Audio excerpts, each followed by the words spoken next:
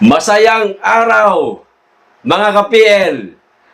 Listahan ng mga men in uniform na galit na galit na. Gigil na.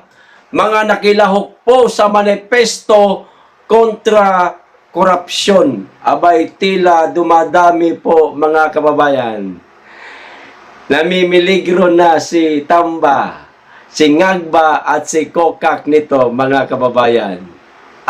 Kaya pala, bali-balita, mga ka-PL, di umano, meron nang nag-iimpake sa palasyo. Gaano kaya katotoo yon, mga kababayan, na unti-unti na silang, balot mo na yan. Lagay mo na sa malita yan.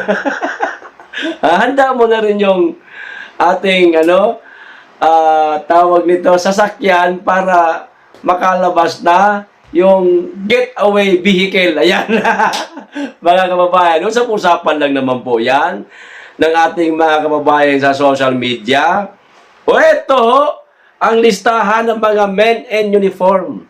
Kasundaluhan, mga kapulisan, mga kababayan, na mga hindi na nakapagtimpi ng kanilang saloobin. Maaaring napansin na po nila, mga kababayan, ang talamak na korupsyon sa ating bansa, kaya sila nakiisa na dito sa manifesto kontra nga sa korupsyon. Babasahin ko lamang po itong maikli, mga kababayan, bago ko po ipakita sa inyo ang listahan na napansin ko lang kung noong mga nakaraang manifesto na nakita ho natin, mangilan-ngilan pa lamang po yung mga retiradong mga men in uniform. Ngayon, mga kababayan, parami na ho sila ng parami. Ibig sabihin po, parami na rin po ng parami ang mga nagigising na, ang mga nagagalit na ho dito sa rampant na ho na korupsyon, mga kababayan. Grabe ho. O ito, basahin ko lang. Manifesto, ayan against corruption in flood control fund. Ayan, ito ho ang unang napansin nila kasi pinagmayabang ni Bangagi. Kung hindi niya pinagmayabang itong flood control, di sana, mga kababayan, hindi ito mauungkat, hindi ito hindi mapapag-isip ba yung ating mga kababayan, talaga bang mayroong flood control? Bakit ang lala ng baha? Baka naman naibulsa ang pera para sa flood control na yan. Kaya ito ho. Ito ang sabi, we concerned retired military officer, and men.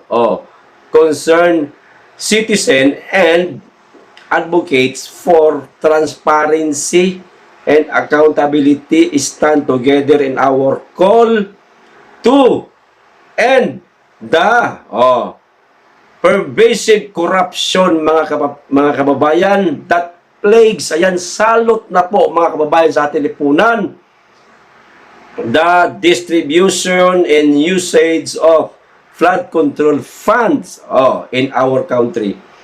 Corruption in this critical industry not only undermines public trust, but it also endanger lives and livelihoods, leaving communities vulnerable to the destruction caused by flooding. We demand for immediate and firm action to resolve this matter and ensure that flood control funds are handled appropriately and ethically, mga kababayan. Ito na po ang mga listahan, ipapakita ko po sa inyo.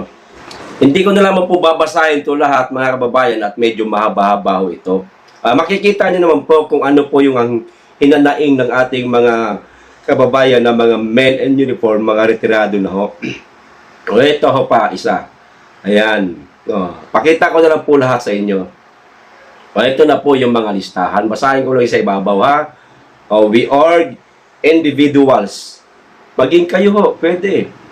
Leaders, ayan, and institutions to work together to address this catastrophe. Together, we can reclaim our resources and create a safer future. Kita nyo, mga kababayan, pansinin po ninyo, di hamak po na mas marami po ang mga retiradong kapulisan, kasundaluhan.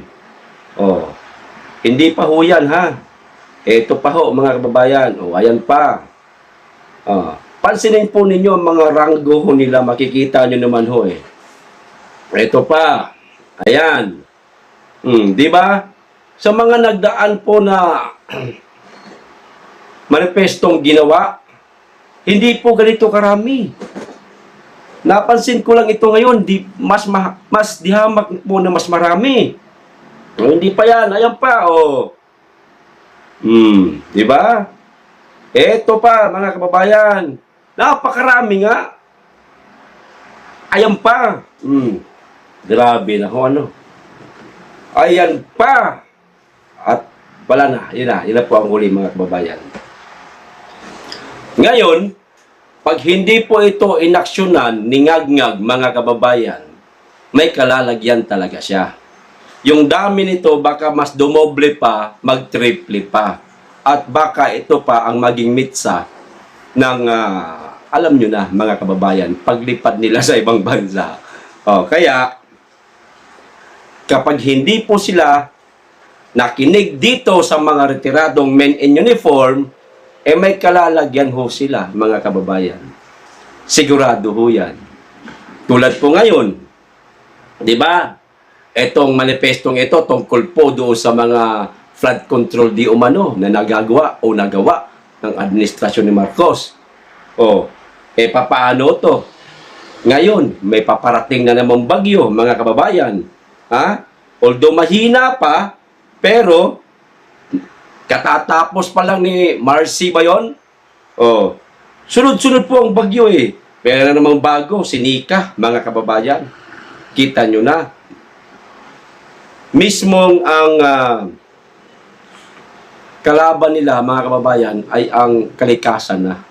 Kasi dahil po sa pagiging sinungaling ni ngag-ngag na pinagmayabang na meron siyang 5,500 na flood control. Mismong kalikasan na po ang nagpapakita sa taong bayan na talagang walang flood control project. Ito ayan update isa na namang ganap na tropical depression ang binabantayang low pressure area sa silangang bahagi ng Southern Luzon bandang alas 8 ng umaga ngayong Sabado. Papasok na naman ang pangalan, Nika. Magiging bagyo na naman ito, mga kababayan. Low pressure pa lamang ito.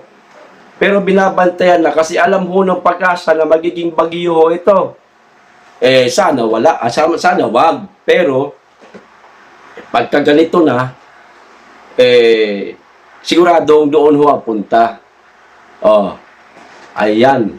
Delikado talaga si ngag-ngag ngayon, mga kababayan. Kasi ang mga retiradong men in uniform, unti-unti na pong kumikilos. Malay ho natin, mga kababayan, baka sa likod nito mga retiradong ito, mayroong mga active. Hindi ba? Hindi lang nagpapahalata. Hindi lang masyadong pinapakita yung kanilang galit, yung kanilang gigil sa kasalukuyang administrasyon at sa mga buaya dyan sa Kamara. Di ba? Posibleng wala, mga kababayan. Napakaraming mga active na mga men in uniform na di umano, gigil na at naghahadyat na, naghihintay na lang di umano, mga kababayan, ng hudyat ng sinumang isang magmanguna sa kagustuhan ng ating mga kababayan. Aba, paghunos dili kayo dyan, kayo mga buaya, isa kapangag, maghunos dili kayo, hinay-hinay, sa pagsuksok, baka hindi makapagtimpe itong mga ito, lusubin kayo dyan. Namimiliglo na kayo, kaya maghinay-hinay lang. At kung kaya mo pang ayusin ang problema sa bansa, ayusin mo na. Pero kung hindi mo na kaya, mabuti pang sundin nyo na lang yung usap-usapan ngayon sa social media na may nag-iimpake na. Okay? Hanggang dito lang. Maraming salamat. Mag-iingat kayong lagi. At higit sa lahat, mahalin natin ang Pilipinas. Be blessed.